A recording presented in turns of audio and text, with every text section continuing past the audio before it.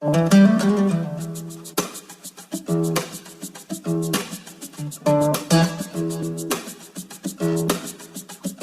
working with on two projects. The first project is working with the Legal Research Institute in London, which is an NGO that aids with developing countries and their approach to the United Nations framework on climate change convention.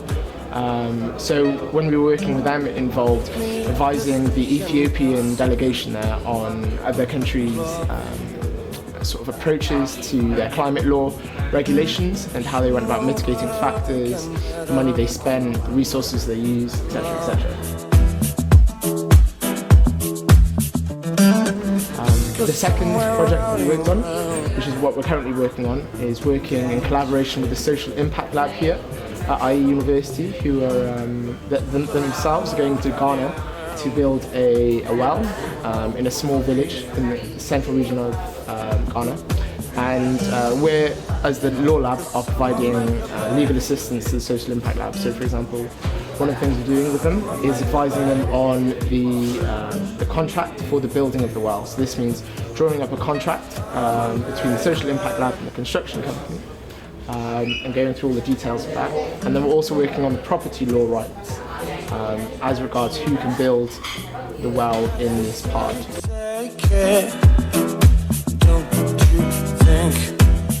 The legal clinic also collaborates with other labs. For instance, the Startup Lab. In order to incorporate a company in Spain, there are several ways entrepreneurs can do it. And what we did was to provide the three main ways of doing so. We had a look at important aspects such as taxes to pay, legal liability of partners, number of partners, minimum capital required, and we discussed the advantages and disadvantages of each form. So our classmates in the Startup Lab could choose which form would be the best for them. This project dealt with business law in Spain. Give me an inch, you know I'm taking it. The second project Raja and I worked on was a pro bono case. Pro bono cases are free legal assistance but which are different to legal aid. In this case, we had a chance to work on first glance to the different steps that proceed in a real court case. And our task was to prepare the defense that was going to be presented by the professor in the courts. This time we prepared our task with Ley de Propiedad Horizontal, which is the law that regulates the activities within a neighborhood.